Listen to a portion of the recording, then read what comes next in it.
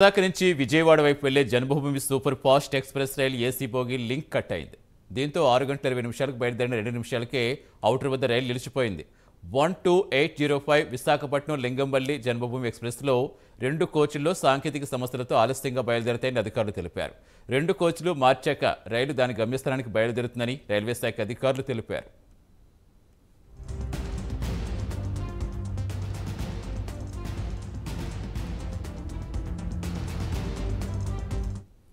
పూర్తి సమాచారం ఇచ్చేందుకు మా కరెస్పాండెంట్ నాయుడు జాయిన్ అయ్యారు. నాయుడు, ప్రస్తుతం ఏంటి, రైలు స్టార్ట్ అయిందా? ఏం చెప్తున్నారు ప్రయాణికులు, ఏమంటున్నారు, అధికారులు ఏం చెప్తున్నారు?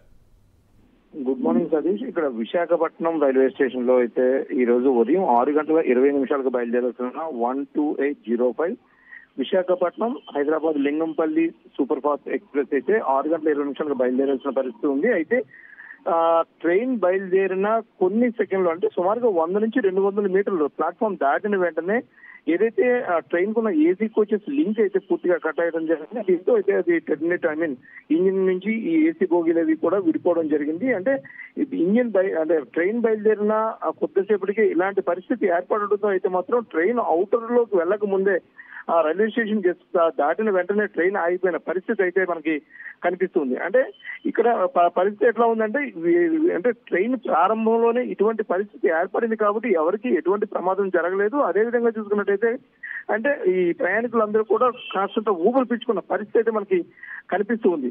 అంటే ఇదే పరిస్థితి ఒకవేళ ట్రైన్ రన్నింగ్ లో ఉన్నప్పుడు కానీ ఇటువంటిది ఏదైనా జరిగితే కనుక పెను ప్రమాదం సంభవించేదంటూ మాత్రం పలువురు ఆరోపించడం కూడా జరుగుతుంది. అదేవిధంగా అధికారులు కూడా అదే దీన్ని వాళ్ళు చెప్పడం కూడా జరిగింది. అంటే ఇక్కడ అంటే ప్రారంభంలోనే ట్రైన్ ఇలా జరగడంతో అయితే మాత్రం కాస్తంత ఊపిరి పీల్చుకున్న పరిస్థితి అయితే కనిపిస్తుంది. అంటే ఏదైతే ఏసీ కోచెస్ ఉన్నాయో దాని తాలూకా లింక్ తాలూకా ఇది ప్రాపర్ గా లేకపోవడం వల్ల ఇటువంటి పరిస్థితి ఏర్పడిందని, అందుకోసం చెప్పి ఆ 2 కోచ్లను కూడా ఇమీడియట్ గా మార్చడం కూడా జరిగింది. మార్చిన తర్వాత 9 గంటల 37 నిమిషాలకు, అంటే సుమారుగా 3 గంటల 11 నిమిషాల పాటు ట్రైన్ అయితే మాత్రం ఓవరాల్ గా డిలేలో అయితే మాత్రం నడుస్తున్న పరిస్థితి కూడా ఉంది.